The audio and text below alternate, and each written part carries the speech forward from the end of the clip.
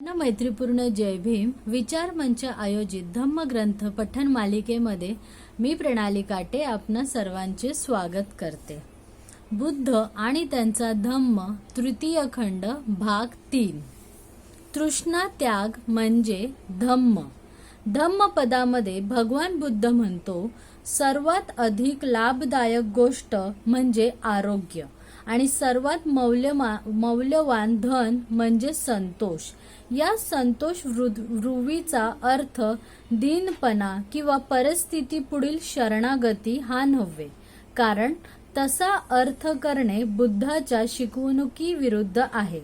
निर्धन लोक धन्य होत असे बुद्धाने कधीही म्हटलेले नाही। पीडिताने आपली परिस्थिती सुधारण्यासाठी प्रयत्न करू नये असे बुद्धांनी कधीही सांगितले नाही। उलट तो ऐश्वर्याचे स्वागतच करतो। दीनपणे प्राप्त परिस्थितीत खितपत पडण्यापेक्षा वीर्याने म्हणजे उत्साहपूर्वक प्रयासाने ती परिस्थिती बदलण्याचा तो उपदेश करतो। जेव्हा भगवान बुद्ध म्हणतो की संतोष हे सर्वश्रेष्ठ धन होय, तेव्हा त्याच्या म्हणण्याचा अर्थ एवढाच की माणसाने अमर्याद अशा लोभाच्या अधीन होऊ नये। भिक्खू रथपाल म्हणतो माझ्या समोर कित्येक श्रीमंत मनुष्य आहेत की ते मूर्खपणाने यत्किंचितही दान न करता केवळ धन जमविण्याच्या उद्योगात गर्क असतात। त्यांची तृष्णा कधीही शमत नाही। ज्या राजाची राज्ये समुद्रापर्यंत पसरलेली असतात त्यांच्याकडे पाहावे तर ते आपले साम्राज्य समुद्रापलीकडे फैलावण्यासाठी सारखे धडपड असतात। प्राप्त आहे त्यापेक्षा अधिक प्राप्त व्हावे अशी इच्छा करीत राजे आणि त्याची प्रजा या पृथ्वी तलावरून नष्ट होते। पाहिजे होते ते मिळाले नाही या विचारातच त्यांचा देहत्याग घडतो। कामभोगाचे पुरेपूर माप कोणाच्याच पदरात पडत नाही। महानिदान सुक्तात भगवान बुद्धाने आनंदाला लोभ संयमनाची महती सांगितली आहे। तेथे तो म्हणतो आनंद लाभाच्या इच्छेने तृष्णा निर्माण होते आणि जेव्हा त्या इच्छेचे मालमत्ता मिळविण्याच्या इच्छेत पर्यवसन होते आणि जेव्हा ती स्वामित्वाची इच्छा मिळवलेले हातातून निसटून द्यायचे नाही असा चिवटपणा धारण करते, तेव्हा त्या इच्छेचे लोभात रूपांतर होते। लोभ अथवा अमर्याद धनसंग्रहाच्या इच्छेसंबंधी सतत सावध राहिले पाहिजे। ही तृष्णा किंवा हा लोभ आक्षेपार्ह का समजायचा? याचे कारण बुद्ध आनंदाला सांगतो ते असे की पुष्कळच वाईट आणि दृष्ट गोष्टींचा त्याच्यापासून उद्भव होतो। मारामारी, आघात, झगडे, वाद प्रतिवाद, भांडण, निंदा, असत्य ह्या सर्वांचे मूळ तृष्णा अथवा लोभ यात आहे। वर्ग कलहाचे हे यथातथ्य विश्लेषण आहे, यात शंका नाही। म्हणूनच भगवान बुद्धाने लोभ आणि तृष्णा आपल्या काबूत ठेवली पाहिजे या शिकवणुकीवर भर दिला। सर्व संस्कार अशाश्वत आहे असे मानणे म्हणजे धम्म। अनित्यतेच्या सिद्धांताला 3 पैलू आहेत। अनेक तत्वांनी बनलेल्या वस्तू अनित्य आहेत। व्यक्तिगत रूपाने प्राणी अनित्य आहे। प्रतित्य समुत्पन्न वस्तूचे आत्मतत्व अनित्य आहे। अनेक तत्वे मिळून बनलेल्या वस्तूंची अनित्यता बौद्ध तत्ववेत्ता असंग याने चांगल्या प्रकारे स्पष्ट केली आहे। असंग म्हणतो सर्व वस्तू ह्या हेतू आणि प्रत्यय ह्यामुळे उत्पन्न होतात। त्यांना त्यांचे असे अगदी स्वतंत्र अस्तित्व नसते। हेतू प्रत्ययांचा उच्छेद झाला की वस्तूंचे अस्तित्व ठरत नाही। सजीव प्राण्यांचे शरीर म्हणजे पृथ्वी, आप, तेज आणि वायू या 4 महाभूतांचा परिणाम होय आणि ह्या 4 भूतांचे पृथक्करण झाले की हा प्राणी म्हणून उरत नाही। अनेक तत्वे मिळून झालेली वस्तू अनित्य आहे. ह्या वचनाचा अभिप्राय वरील प्रकारचा आहे. सजीव प्राण्यांचे अनित्यतेचे वर्णन तो आहे पण घडत आहे. बीइंग इज बिकमिंग ह्या शब्दात करता येईल. या अर्थाने पाहिले असता जो प्राणी भूतकाळात जीवन व्यतीत करत होता तोच प्राणी वर्तमान काळात असू शकत नाही आणि तोच प्राणी भविष्य काळात असू शकणार नाही. भविष्यकाळी जो प्राणी असेल तो पूर्वी नव्हता आणि तोच आजही नाही. वर्तमान काळी जो प्राणी आहे तोच पूर्वी नव्हता आणि पुढेही तोच असणार नाही. थोडक्यात सांगायचे म्हणजे मनुष्य प्राणी हा परिवर्तनशील आणि संवर्धनशील आहे. आपल्या जीवनाच्या कोणत्याही 2 क्षणी तोच असू शकत नाही. अनित्यतेच्या सिद्धांताचा तिसरा पैलू सामान्य माणसाला समजायला कठीण आहे. प्रत्येक सजीव प्राणी केव्हा ना केव्हा तरी मरणार हे समजायला सोपे आहे, परंतु तो जिवंत असताना सारखा बदलत आहे किंवा बनत आहे हे समजावयास कठीण आहे. हे परिवर्तन कसे शक्य आहे याला भगवान बुद्धाचे उत्तर असे, सर्वच अनित्य असल्यामुळे हे शक्य आहे. याच विचारसरणीतून पुढे शून्यवादाचा उगम झाला. बौद्ध शून्यवाद म्हणजे पूर्णपणे अनास्तित्ववाद नव्हे. याचा अर्थ एवढाच की ह्या ऐहिक जगात प्रतिक्षणी परिवर्तन चालू आहे. शून्यतेमुळेच सर्व अस्तित्व शक्य होते ही गोष्ट फार थोड्यांच्याच लक्षात येते. शून्यतेशिवाय काहीही शक्य झाले नसते. सर्व वस्तूंच्या स्वभावाच्या अनित्यतेवरच इतर दुसऱ्या वस्तूंचे अस्तित्व अवलंबून आहे.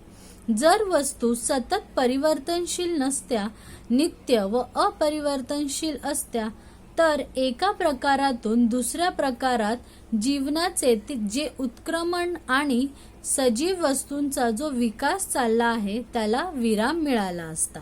जर मनुष्य प्राणी मरणाधीन अथवा परिवर्तनशील नसता आणि एकाच स्थितीत तसाच राहिला असता तर काय परिणाम झाला असता? असे झाले असते तर मानव जातीची प्रगती खुंटली असती. शून्य म्हणजे अभाव असे मानले असते तर मोठीच अनवस्था उद्भवली असती, परंतु तसे मानलेले नाही. शून्य हा एक बिंदू समान पदार्थ असून त्याला आशय आहे, परंतु त्याला लांबी रुंदी नाही. भगवान बुद्धाचा उपदेश असा की सर्व वस्तू अनित्य आहेत. भगवान बुद्धाच्या ह्या सिद्धांतापासून बोध काय घ्यावयाचा हा अति महत्त्वाचा प्रश्न आहे. या अनित्यतेच्या सिद्धांतापासून असा बोध घ्यावयाचा की कोणत्याही वस्तू संबंधी आसक्ती राखू नका. लोकांनी मालमत्ता, मित्र इत्यादी संबंधी अनासक्तीचा अभ्यास करण्यासाठीच भगवान बुद्धाने म्हटले की सर्व वस्तू अनित्य आहेत. कर्म हे जगातील नैतिक व्यवस्थेचा आधार आहे हे मानणे म्हणजे धम्म. या पार्थिव जगात एक प्रकारची सुव्यवस्था आहे. खालील घटनांनी ती सिद्ध होते. आकाशातील ग्रहगोलाच्या चलनवलनात गतीत एक प्रकारची सुव्यवस्था आहे. ऋतुचक्रामध्येही सुव्यवस्था आहे. काही विशिष्ट व्यवस्थेनुसारच बीजांचे वृक्ष होतात. वृक्षापासून फळ उत्पन्न होते आणि फळापासून परत बीज निर्माण होते. बौद्ध परिभाषेत या व्यवस्थेला नियम म्हणतात. एकामागून एक सुव्यवस्थित निर्मिती दर्शविणाऱ्या नियमांना ऋतुनियम, बीज नियम असे संबोधितात. समाजामध्येही याच प्रकारचा नैतिक क्रम आहे. तो कसा उत्पन्न होतो, कसा राखला जातो? जे ईश्वराच्या अस्तित्वावर विश्वास ठेवतात त्यांना या प्रश्नाचे उत्तर देणे कठीण नाही. त्याचे उत्तर सरळ आहे. ते म्हणतात संसाराचा नैतिक क्रम हा ईश्वराच्या इच्छांचा परिणाम आहे. ईश्वराने संसार निर्माण केला आणि ईश्वर हाच या संसाराचा कर्ता धर्ता आहे. तोच भौतिक आणि नैतिक नियमांचा कर्ता आहे.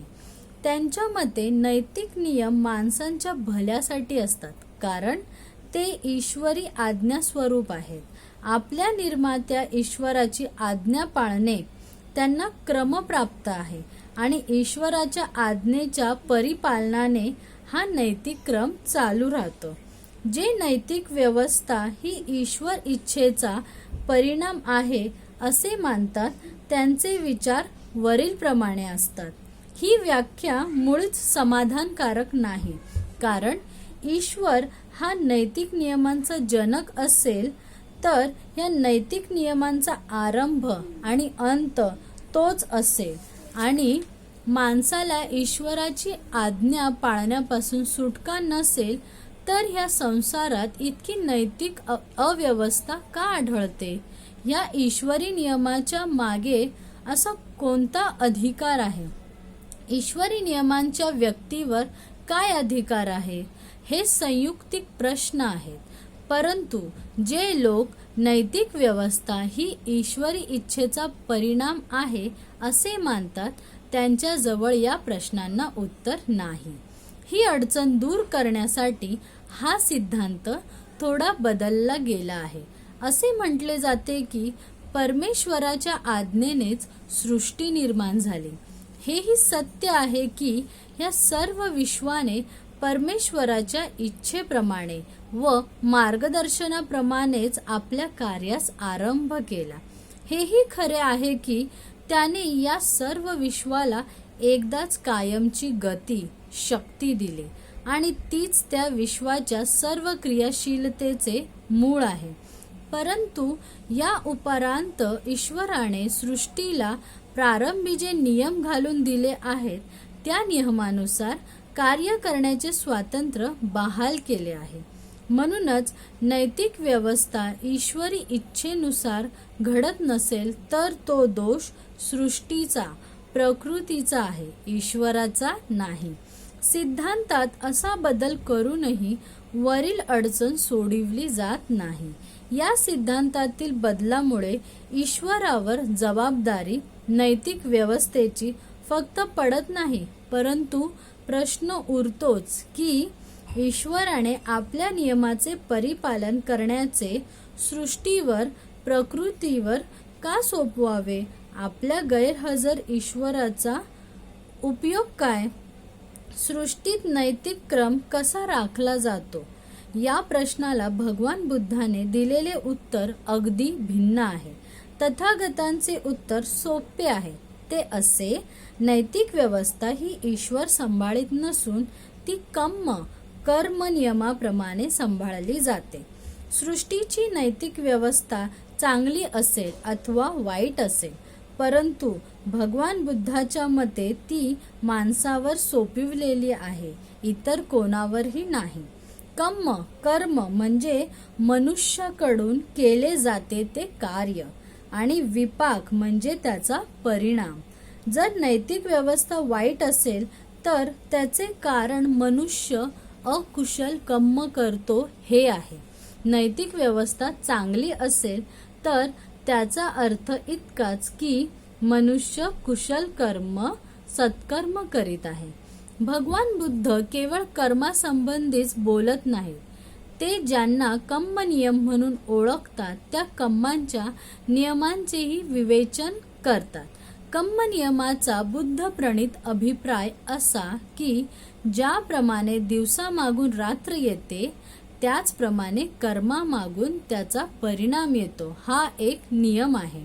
कुशल कर्मापासून होणारा लाभ प्रत्येक कुशल कर्म करणाऱ्याला मिळतो आणि अकुशल कर्माचा दुष्परिणाम कुणालाही टाळता येत नाही.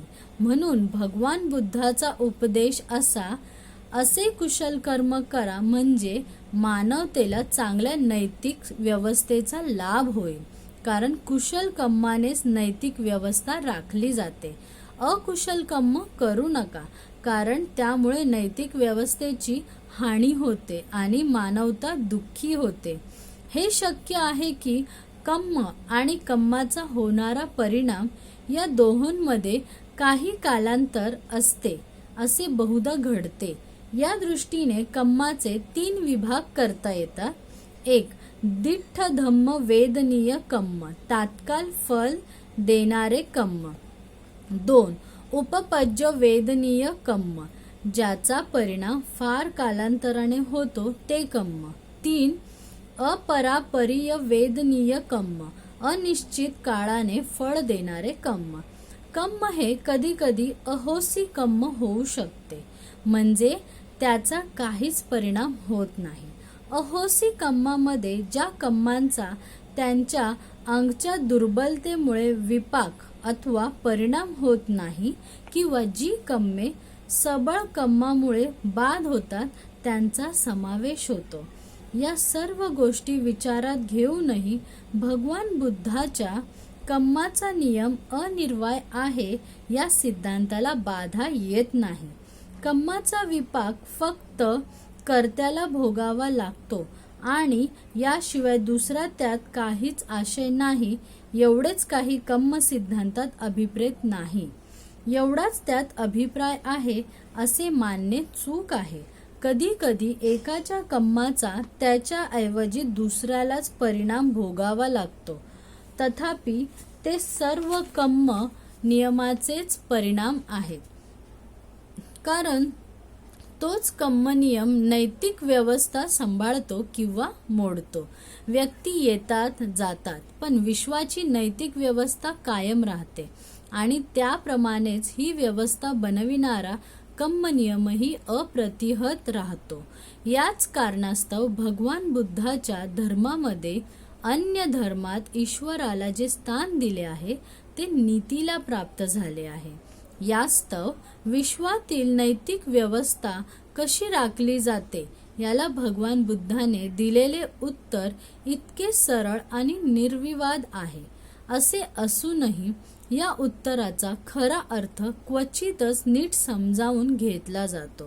प्राय जवळजवळ नेहमीच त्याचा चुकीचा अर्थ लावला जातो, चुकीचा सांगितला जातो अथवा त्याची चुकीची व्याख्या केली जाते.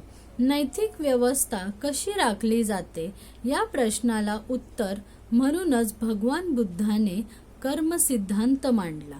या सत्याची फारच थोड्यांना जाणीव असते. तथापि कम्म सिद्धांत मांडण्यात बुद्धाचा हाच हेतू होता. कम्म नियमांचा संबंध केवळ सर्वसाधारण नैतिक व्यवस्थेशी आहे.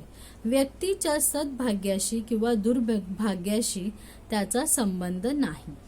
त्यांचे प्रयोजन विश्वातील नैतिक व्यवस्था राखणे हे आहे. या कारणास्तव कम्म नियम हा धम्माचे एक प्रमुख अंग आहे. आजच्या भागामध्ये आपण इथेच थांबत आहोत.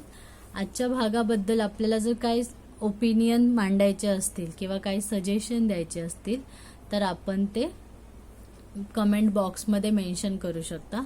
फेसबुकच्या विचार मंचच्या पेजला फॉलो करा, शेअर करा आणि यूट्यूबच्या आमच्या चॅनलला सबस्क्राईब करा, लाईक करा, कमेंट करा आणि शेअर करा.